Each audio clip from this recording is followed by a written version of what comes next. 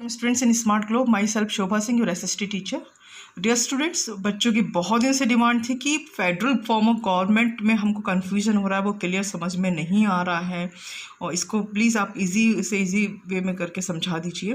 तो ठीक है, मैं एक छोटा सा वीडियो उसका लेकर आई, federal form of government.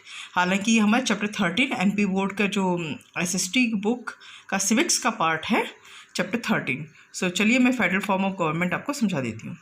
Federal form of government जो है ना, वो क्या, इसमें क्या होता है फेडरल फॉर्म ऑफ गवर्नमेंट में, हम किसको कहते हैं कि फेडरल फॉर्म ऑफ गवर्नमेंट है। सो जहाँ powers of the government are divided by the constitution, है ना, बिटवीन द सेंट्रल गवर्नमेंट और स्टेट गवर्नमेंट। मीन्स की जो शक्तियों का जो विभाजन किया जाता है, यह कॉन्स्टिट्यूशन के द्वारा, संविधान के द्वारा जो कॉन्स्टिट्यूशन का जो विभाजन किया गया है वो दो भागों में किया गया है। एक तो केंद्र सरकार जो यूनियन गवर्नमेंट है या सेंट्रल गवर्नमेंट जिन्हें हम कहते हैं, उसको दिया गया है, और साथ ही साथ स्टेट गवर्नमेंट और प्रोविंशियल गवर्नमेंट भी हम इसको कहते हैं, उसको दिया गया है। कहने का मतलब कि फेडरल फॉर्म ऑफ गवर्नमेंट में डिवीज़न ऑफ पावर्स किया गया, माने पावर्स का डिवीज़न किया गया है, शक्तियों का विभाजन किया गया है। इसमें क्या होता है, हम इसको डुअल गवर्नमेंट भी कहते हैं। मीन्स कि दोनों ही गवर्नमेंट जो है पावर में होती हैं, बट इसके अपने कुछ जो लिमिटेशंस भी हैं, हम इसको लिमिटेशंस भी कह सकते हैं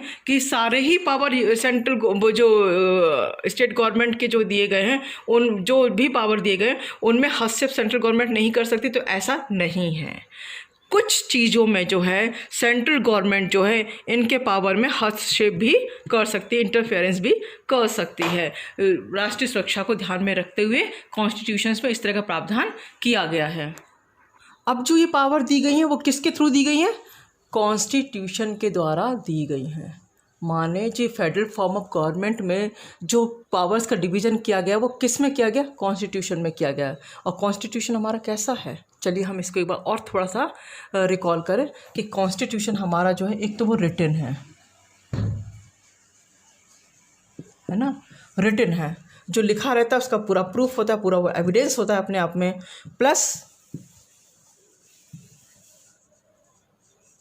वो रिजिड है, माने वो लिखा भी है, वो रिजिड भी है।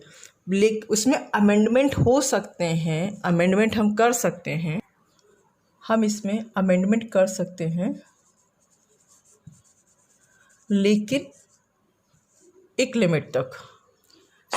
चूँकि कॉन्स्टिट्यूशन के द्वारा पावर्स दी गई हैं सेंट्रल गवर्नमेंट को और आपके स्टेट गवर्नमेंट्स को, तो ऐसा नहीं है कि इनको जो है इनके पावर्स छीन ली जाए।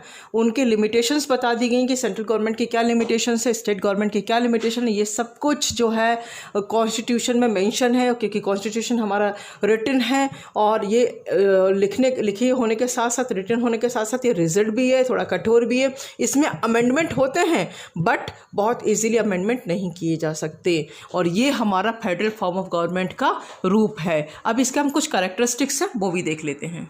फर्स्ट कैरेक्टरिस्टिक्स जो है फेडरल फॉर्म ऑफ गवर्नमेंट का जो है, पहला है डुअल गवर्नमेंट। डुअल गवर्नमेंट मतलब क्या? मीन्स की गवर्नमेंट जो है, अब जैसा मैंने पहले बताया कि दो लेवल पे पावर का डिवीज़न क्या है, यूनियन गवर्नमेंट या सेंट्रल गवर्नमेंट जो अपनी केंद्र सरकार है, और ऐसे ही स्टेट गवर्नमेंट माने कि जो हमारी राज्य सरकारें हैं। अब इनमें क्या कंप्राइज होता है? देखिए, एग्जीक्यूटिव भी होता है यूनियन गवर्नमेंट में, और लेजिस्लेचर भी होता है। एग्जीक्यूटिव में काउंसिल ऑफ मिनिस्टर्स होते हैं, प्राइम मिनिस्टर, प्रेसिडेंट होते हैं, और आप मतलब इनसे कंप्राइज करके अपना एग्जीक्यूटिव होता है। इधर लेजिस्लेटिव जो है, जिन्हें हम पार्लियामेंट कहते हैं, इसमें रिप्रेजेंटेटिव ऑफ पीपल, जिन्हें हम चुन के भेजते हैं। हम इलेक्शंस आते हैं ना, तो हम लोग जब वोट डालते हैं, तो वो जो हम वोट डालते हैं वो उसमें हमारे ही रिप्रेजेंटेटिव, हमारे ही नेता चुन के जाते हैं, जिससे कि लेजिस्लेचर बनता है। ठीक ऐसे ही जैसे यूनियन गवर्नमेंट में हुआ है, सेम ऐसे ही स्टेट गवर्नमेंट में भी होता है। इन स्टेट गवर्नमेंट यहाँ पे जो है एग्जीक्यूटिव होता है, जिसमें काउंसिल ऑफ मिनिस्टर्स होते हैं, जो कि अंडर द चीफ मिनिस्टर के अंडर में होते हैं। जैसे अपने यहाँ प्राइम मिनिस्टर के अंडर में ये सब आते हैं ना, प्रेसिडेंट, प्राइम मिनिस्टर के, ऐसे यहाँ पे चीफ मिनिस्टर के अंडर में काउंसिल ऑफ मिनिस्टर्स होते हैं। दूसरा पार्ट होता है लेजिस्लेटिव असेंबली। यहाँ भी हम जो अपने लोगों को जो चुन के भेजते हैं, अपने नेताओं को चुन के भेजते हैं, अपने रिप्रेजेंटेटिव्स को चुन के भेजते हैं, उससे बनता है लेजिस्लेचर। सो इस तरह से जो है हमारा जो फेडरल गवर्नमेंट का पहला जो उसका कैरेक्टरिस्टिक्स है कि फेडरल गवर्नमेंट जब डुअल गवर्नमेंट है तो फेडरल गवर्नमेंट है। अब ये चीज़ें क्या बताती हैं? ये चीज़ें हमारा जिस फेडरल में संघीय सरकार, बट एक चीज़ मैं आपको यहाँ पे एक पॉइंट और बताना चाहूँगी कि भले ही हमारा संघीय सरकार है बट हमारा संसदीय भी सरकार है, हमारी जो गवर्नमेंट जो है पार्लियामेंट्री फॉर्म ऑफ गवर्नमेंट भी है। इसमें हमने डिवीज़न ऑफ पावर तो किया है बट बहुत से पावर जो हैं हमने किसको दिए हैं, केंद्र सरकार को दिए हैं, इसलिए हमारा पार्लियामेंट्री फॉर्म ऑफ गवर्नमेंट भी है। तो चलिए नेक्स्ट हम इसका कैरेक्टरिस्टिक्स देखते हैं। ये पहला था इसका ड्यूअल गवर्नमेंट। अगर आप जब आप कॉपी में लिखेंगे ना, आंसर जब लिखते हैं तो उसका कैरेक्टरिस्टिक्स जब लिखेंगे तो आपने लिखा ड्यूअल गवर्नमेंट, और उसमें सिंपली ये लिख दो कि ड्यूअल गवर्नमेंट में पावर ऑफ डिवीजन जो है हमने union government and state government के उसमें किया। जैसे कि यूनियन गवर्नमेंट में कंप्राइज होता है एग्जीक्यूटिव, आपके काउंसिल ऑफ मिनिस्टर्स, प्रेसिडेंट्स, इस तरह से ये सब चीज़ें लिख दो। ऐसे ही स्टेट गवर्नमेंट में लिख दो तो ये आपको फर्स्ट पॉइंट जो है कंप्लीट हो गया। मेन होता है आपको पॉइंट्स ज़्यादा लिखने हैं, करेक्टरिस्टिक्स या जो भी कुछ हम लिखते हैं उसके इसके लाइक डिमेरिट्स, मेरिट्स, कुछ भी अगर हमें किसी भी क्वेश्चन में लिखना है तो कोशिश करनी चाहिए डिटेल्ड कम करें, नंबर ऑफ पॉइंट्स बहुत ज़्यादा लिखें। बहुत ज़्यादा डिटेल लिखेंगे, 2 ही पॉइंट्स दिए और बहुत ज़्यादा डिटेल उनका भर दिया, इसकी जगह पे हम क्या करेंगे, डिटेल जो है 2 या 3 लाइन का या 1.5 लाइन का हम करें और पॉइंट्स जो है जितने ज़्यादा से ज़्यादा लिख सकते हैं उतना करें। Second point, division of powers. हमारे जो पावर की डिवीज़न की गई थी यूनियन में और स्टेट गवर्नमेंट में, सो इन्होंने यूनियन गवर्नमेंट में जो लिस्ट बनाई गई है कि कौन कौन से पावर उनके पास है, इसमें टोटल 97 सब्जेक्ट रखे गए हैं, जिसमें से डिफेंस है, फॉरेन अफेयर्स है जो विदेशी मामले हैं, सुरक्षा जो हमारे फोर्सेज हैं, हमारे फाइनेंस वित्तीय जो हैं उससे संबंधित मामले, कम्युनिकेशन से संबंधित मामले और रेलवे से संबंधित मामले, सारे किसके पास है, यूनियन गवर्नमेंट के पास है। और इस तरह से ये सब प्रोमिनेंट में हैं। इसके अलावा बहुत सारे हैं सब्जेक्ट्स, बहुत सारे सब्जेक्ट हैं बट प्रोमिनेंट में ये रखे गए जो मुख्य मुख्य जो हैं ये हैं। स्टेट गवर्नमेंट की लिस्ट में 62 सब्जेक्ट्स हैं, जिसमें जस्टिस, पुलिस, एजुकेशन, एग्रीकल्चर जो कृषि है, शिक्षा है ना, पुलिस है, सोशल वेलफेयर जो समाज कल्याण है, इस तरह की ये प्रोमिनेंट है स्टेट में। इसके अलावा और भी बहुत सारे जो है कार्य, वो शक्तियाँ जो हैं स्टेट गवर्नमेंट को दी गई हैं। तो ये हमारा सेकंड पॉइंट है डिवीज़न ऑफ पावर्स। तो क्या क्या डिवीज़न ऑफ पावर्स में क्या क्या किसको कितनी शक्तियाँ, वो इस प्रकार है। पॉइंट के डिवीज़न ऑफ पावर्स में यूनियन गवर्नमेंट की लिस्ट मैंने आपको बता दी थी 97 है, और स्टेट गवर्नमेंट की लिस्ट में जो 62 जो वर्क इसमें डाले गए हैं, पावर्स डाले गए हैं 62 मैटर्स के। और थर्ड पॉइंट जो है कॉनकरेंट लिस्ट में जो है 52 सब्जेक्ट्स हैं।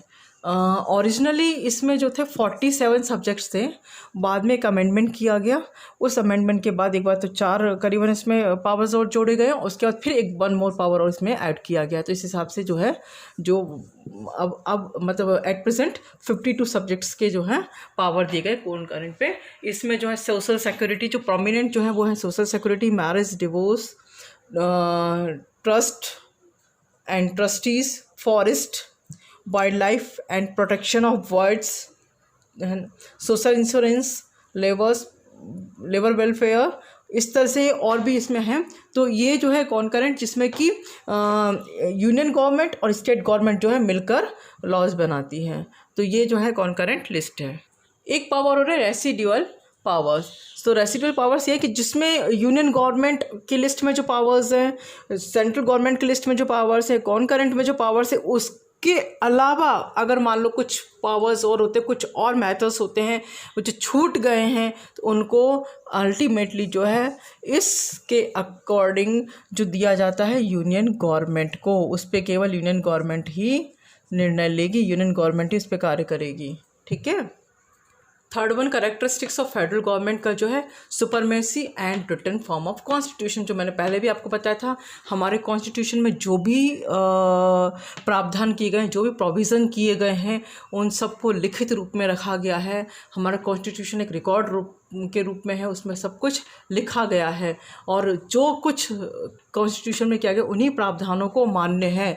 उसके अगेंस्ट यदि कुछ किया जाता है तो पनिशमेंट भी मिलता है, वो एक अपराध माना जाता है, वो एक क्राइम माना जाता है। सर्वोच्च जो शक्ति है वो कॉन्स्टिट्यूशन की है। सो हमारा कॉन्स्टिट्यूशन जो है रिटन है और दूसरा सुपरमेसी है, दूसरा रिजिड भी है, माने इसमें अमेंडमेंट इतने आसानी से नहीं होते हैं। Next one is supremacy of judiciary in constitution. यहाँ पे इसमें उल्लेख किया गया, इसमें लिखा गया है कि जुडिशरी जो है अपने आप में निष्पक्ष और उसके ऊपर किसी का अधिकार नहीं है। जुडिशरी के जो निर्णय है, अगर पार्लियामेंट जो भी लॉज बनाती है, जो भी कानून बनाती है, उसको एग्जीक्यूट करने के लिए तो जुडिशरी अगर उसको पाती है कि वो जो है कॉन्स्टिट्यूशन के अगेंस्ट है, कॉन्स्टिट्यूशन के प्रोविजंस के अगेंस्ट है, अगर उसमें कुछ चीज़ें ऐसी मेंशन की गई हैं तो वो उसको नल एंड वॉइड भी कर सकती है, उसको अवैधानिक घोषित कर सकती है, उसको जो है इनवैलिड कर सकती है, उसको निरस्त कर सकती है। And the next and the last point is two houses और legislature. Two houses of the legislature. Legislature में दो हाउस होते हैं, एक तो जो है फर्स्ट वन हाउस जिसे कि पार्लियामेंट कहते हैं, और सेकंड हाउस होता है जिसे कि काउंसिल ऑफ स्टेट्स कहते हैं। The council of states means कि राज्यसभा, जो कि राज्यसभा के नाम से जाना जाता है। और राज्यसभा के जो रिप्रेजेंटेटिव्स हैं वो इनडायरेक्टली इलेक्टेड होते हैं, और जो लेजिस्लेचर जो है, इसका जो पार्लियामेंट वाला जो पार्ट है, एक तो काउंसिल ऑफ मिनिस्टर्स होता है, मिनिस्टर्स नहीं, काउंसिल ऑफ स्टेट्स होते हैं, ठीक है। और जो दूसरा जो है इसका वो है पार्लियामेंट।